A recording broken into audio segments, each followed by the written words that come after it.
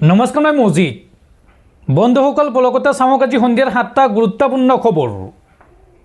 প্ৰথমটো খবৰ, অৱশেষত বিজেপিত যোগদান কৰিলে অসম প্ৰদেশ কংগ্ৰেছৰ প্ৰাক্তন সভাপতি ভূপেন বৰাই। ৰাজ্যিক বিজেপিৰ সভাপতি দিলীপ শইকীয়াই দললৈ আদৰণি জনালে ভূপেন বৰাক আৰু বিজেপিত যোগদান কৰি ডাঙৰ মন্তব্য কৰিছে ভূপেন বৰাই। ভূপেন বৰাই কয় যে কোনো স্বাভিমানী অসমীয়া আৰু কংগ্ৰেছ দলত নাথাকে। লগতে গৌৰৱ গগৈক খুৰদাৰ সমালোচনা ন বিজেপি ভূপেন বৰাৰ। কেইবা শতাধিক কংগ্ৰেছীক বিজেপিত যোগদান কৰাব ভূপেন বৰাই।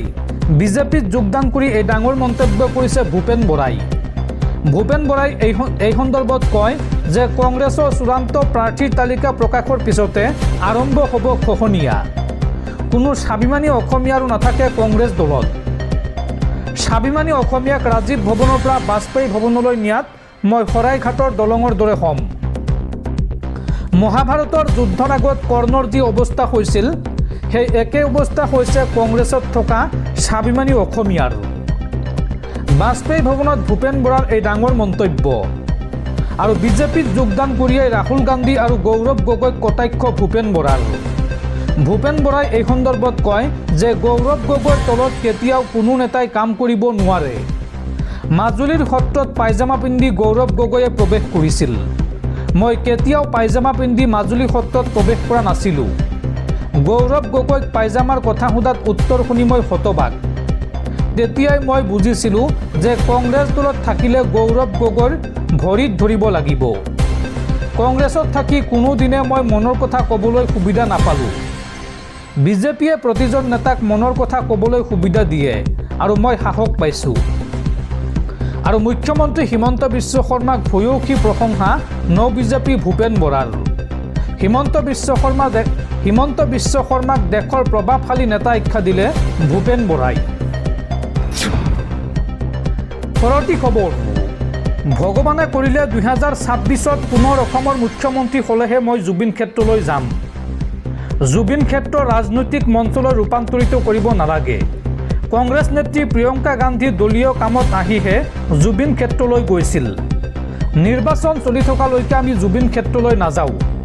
এই মন্তব্য ৰাজ্যৰ মুখ্যমন্ত্ৰী হিমন্ত বিশ্ব শৰ্মাৰ।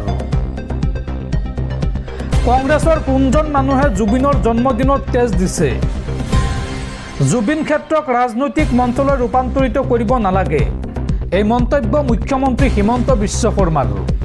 মুখ্যমন্ত্ৰীগৰাকীয়ে লগতে কয় যে প্ৰিয়ংকা গান্ধীয়ে 2 মিনিটৰ কাৰণেহে জুবিন ক্ষেত্ৰলৈ গৈছে। কেৱল জুবিন ক্ষেত্ৰলৈ বুলি অহা নাই, দলীয় কামত আহিহে গৈছিল তালৈ। জুবিন ক্ষেত্ৰৰ স্থান নিৰ্ণয় কৰাৰ পৰা পৰিষ্কাৰ কৰালৈকে সকলো চৰকাৰে কৰিছে। ৰাজনৈতিক কামত আহি সুযোগ লৈ জুবিন ক্ষেত্ৰলৈ যাব নালাগে। 12,000 বিজেপিৰ কৰ্মকৰ্তাই জুবিনৰ জন্মদিনত তেজ দিছে। বাকীসকলে জুবিনৰ নাম লৈ ৰাজনীতি কৰিছে। বিজেপি দলৰ নেতা ইলেকশ্যনৰ পিছতহে জুবিন ক্ষেত্ৰলৈ যাব। জুবিনক ৰাজনীতিৰ লগত তুলনা নকৰিব। নিৰ্বাচন চলি থকালৈকে আমিও নাযাওঁ জুবিন ক্ষেত্ৰলৈ।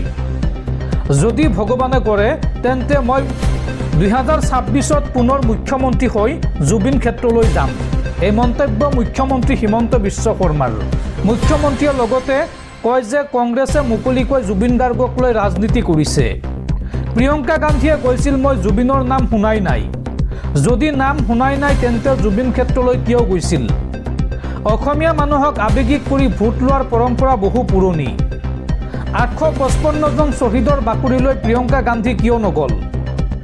ভূপেন হাজৰিকাৰ সমাধিলৈ কিয় নগ'ল প্ৰিয়ংকা গান্ধী?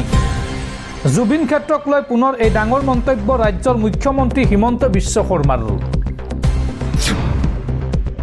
পৰৱৰ্তী খবৰ, ৰাজ্য জোকাৰি যোৱা অৰ্ণমাই বৰা হত্যাকাণ্ডৰ অভিযুক্ত মইনুল হকক পুনৰ গ্ৰেপ্তাৰ। উচ্চতম ন্যায়ালয়ৰ নিৰ্দেশত অসম আৰক্ষীয়ে পুনৰ গ্ৰেপ্তাৰ কৰে মইনুল হকক। পূৰ্বে মইনুল হকৰ বিৰুদ্ধে সজাই আদালতে দিয়া মৃত্যুদণ্ডৰ ৰায় বাতিল কৰিছিল গুৱাহাটী হাইকোৰ্টে।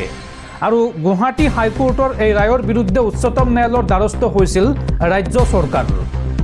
ৰাজ্য চৰকাৰৰ আপিলৰ প্ৰাৰম্ভিক শুনানি লৈ মইনুল হকক গ্ৰেপ্তাৰৰ নিৰ্দেশ উচ্চতম ন্যায়ালয়ৰ। আৰু উচ্চতম ন্যায়ালয়ৰ নিৰ্দেশৰ পিছতে অৰ্ণমাই বৰা হত্যাকাণ্ডৰ অভিযুক্ত মইনুল হকক পুনৰ গ্ৰেপ্তাৰ কৰিছে অসম আৰক্ষীয়ে। দৰ্শকসকল, আৰু বহুতো গুৰুত্বপূৰ্ণ খবৰ আছে।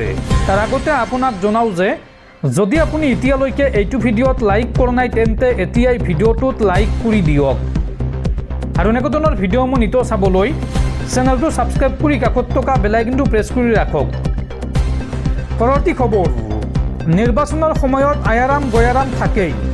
কেৱল কংগ্ৰেছতে নহয়, বিজেপিতো হয়, আৰু ইয়াৰ ফলত কংগ্ৰেছৰ কোনো ক্ষতি নহয়। ভূপেন বৰাৰ কংগ্ৰেছ দল ত্যাগ কৰা সন্দৰ্ভত এই মন্তব্য জ্যেষ্ঠ কংগ্ৰেছ নেতা ৰিপুণ বৰাৰ। পৰৱৰ্তী খবৰ, ২৬ৰ নিৰ্বাচনক লৈ ডাঙৰ খবৰ। বিৰোধীৰ মিত্ৰতাৰ অংক মিলিছে। মৰিয়নি ৰাইজৰ দললৈ এৰিবলৈ সাজু হৈছে কংগ্ৰেছ দল। ৯টা সমষ্টিত হ'ব দলটোৰ সৈতে মিত্ৰতা, আৰু 4টা সমষ্টিত হ'ব বন্ধুত্বমূলক প্ৰতিদ্বন্দ্বিতা। ডিমৌ নাওবৈচা বিচাৰি অটল দাবী অখিল গগৈ। পৰৱৰ্তী খবৰ, সলনি হোৱাৰ পথত দিল্লীৰ নাম। দিল্লীৰ নতুন নাম ইন্দ্ৰপ্ৰস্থ দিয়াৰ প্ৰস্তাৱ বিজেপিৰ সাংসদ প্ৰবীণ খাণ্ডেৱালাৰ। মহাভাৰতৰ যুগত দিল্লীক ইন্দ্ৰপ্ৰস্থ হিচাপে জনা গৈছিল। ভাৰতীয় সভ্যতাৰ গৌৰৱৰ ধ্বজাবাহক পাণ্ডৱৰ ৰাজধানী ইন্দ্ৰপ্ৰস্থৰ পৰৱৰ্তী সময়ত আজিৰ দিল্লী।